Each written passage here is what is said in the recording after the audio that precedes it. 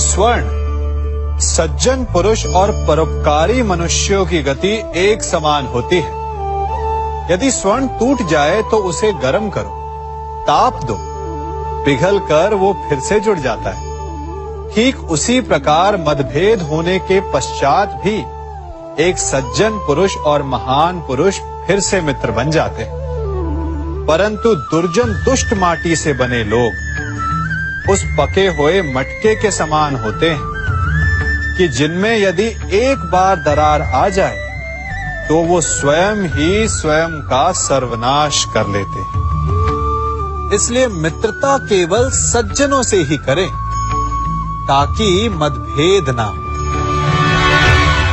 दुष्टों का समूह अपना नाश स्वयं ही कर लेता है।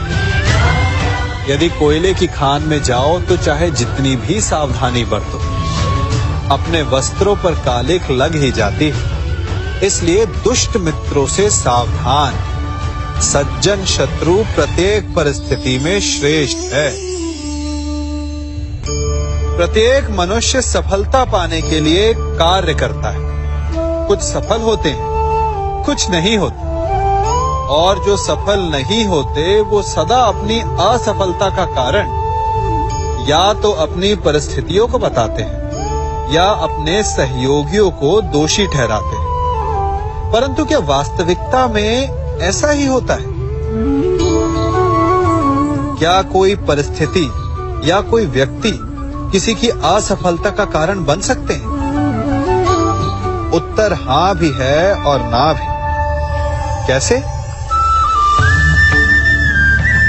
आप इस तितली को देख रहे हैं? आपने एक मक्खी को भी देखा होगा। प्रकृति ने दोनों को समान गुण दिए हैं रस पान करने का।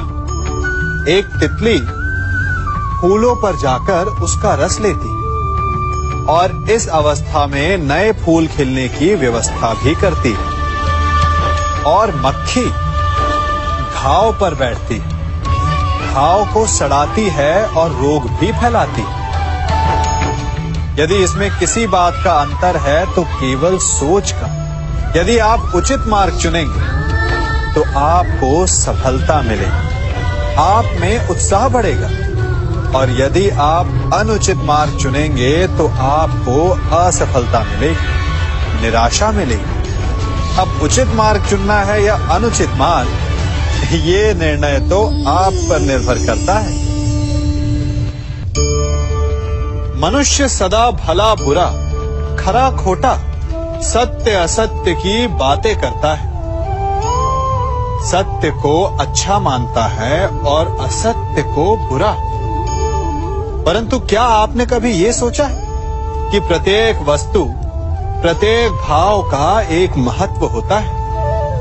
दोनों ही एक दूसरे के पूरक होते हैं। यदि काला रंग नहीं होगा तो क्या श्वेत रंग की आभा का अनुभव होगा? यदि असत्य नहीं होगा तो क्या सत्य के महत्ता का ज्ञान होगा? यदि बुरा नहीं होगा तो क्या भले पर आपको विश्वास होगा? कुछ महत्वपूर्ण है तो दोनों के मध्य का संतुलन। बुरी से बुरी वस्तु, समय या भाव, कोई ना कोई स्वयं में शुभ छिपाए रखती है। कभी काले गरजते मेघों को देखा है?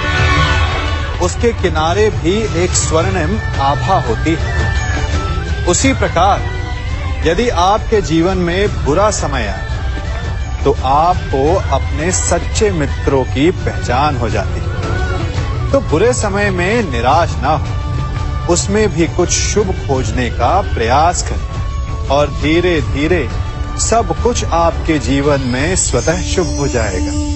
संसार में सबसे महत्वपूर्ण क्या है? दृष्टि या दृष्टिकोण, समझ या सोच? सामान्यतः मनुष्य की दृष्टि और सोच में अधिकतर वो वस्तु, वो घटनाएं, वो भाव श्रेष्ठ हैं जो हमें आनंद दें, और जो हमें आनंद नहीं देते उन्हें हम दुखदाई मान लेते हैं। परंतु दृष्टिकोण और सोच को यदि एक भिन्न कोण से देखें तो परिस्थितियां भिन्न सिद्ध हो सकती हैं। जिस प्रकार भीषण गर्मी हमें सुहाती नहीं, परंतु वही गर्मी सागर और नदियों के जल को वाष्पित करती है और हमें मनोरम वर्षा का आनंद देती है, उसी प्रकार भीषण परिश्रम के पश्चात हमें सफलता मिलती है। वर्षा के पश्चात हमें हमारा लक्ष्य मिलता है। तो सदा स्मरण रखिएगा कि दुख और पीड़ा से भागे नहीं, क्योंकि यही भविष्य में आने वाले सुख का मूल है। जब भी आपने यात्रा की होगी तो अवश्य अपने मार्ग के आसपास कुछ रिक्त स्थान देखे होंगे, कुछ खेत देखे होंगे, कोई ना कोई भूमि का टुकड़ा अवश्य देखा होगा। कुछ स्थान ऐसे होते हैं जहां पेड़ लगे होते हैं, जहां माली बड़े प्रेम से उन्हें बोता है, उन्हें सींचता है। और कुछ स्थान ऐसे भी होते हैं जहां बिना माली के खरपतवार उग जाते हैं, कुछ अन्य पौधे उग जाते हैं। माली द्वारा उगाए वृक्ष हमें ठंडी छाया देते हैं, हमें फल देते हैं, ईंधन के लिए लकड़ियां देते हैं। और बिना परिश्रम के उपजित खरपतवार यदि कुछ करते हैं तो ये कि वो भूमि को बंजर बनाते हैं। हमारा मन भी रिक्त भूमि की भांति होता है।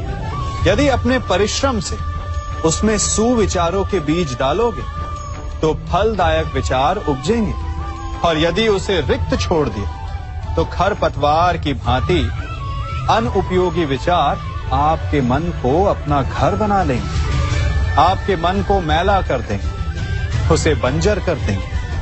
अब निर्णय आपका है कि आपको सुविचार देने वाला मन चाहिए या कुंठा देने वाला। जल प्रकृति को इस संसार की सबसे अनूठी देन है। वो महासागर में भी मिलता है और मीठे तालाब में भी, वो पवित्र गंगा में भी होता है और दुर्गंध आती नाली में भी। हम तालाब और नदी को सम्मान इसलिए देते हैं क्योंकि उसका मीठा जल हमारी प्यास बुझाता है। परंतु सागर का जल पीने योग्य नहीं होता, इसीलिए कभी कभी हम उसे उतना महत्व नहीं देते और नाली के जल को हम हे दृष्टि से देखते हैं। तो क्या ये उचित है? हमारे संबंध भी इसी जल की भांति होते हैं। जिस संबंध से हमें लाभ ना हो उससे हम दूर हो जाते हैं। कभी ईर्ष्या के कारण, कभी अहंकार के कारण उस संबंध को तोड़ देते हैं। तो क्या संबंध को तोड़ देना उचित है? तनिक विचार कीजिए। माना कि सागर का जल फसल नहीं दे सकता, परंतु मोती तो देता है। माना कि नाली का गंदा जल हमें किसी भी कार्य के लिए उपयुक्त ना लगे, परंतु वो भी कहीं लगी अग्नि को बुझा सकता है। ठीक इसी प्रकार प्रत्येक संबंध कहीं ना कहीं किसी न किसी परिस्थिति में उपयोगी हो सकता है।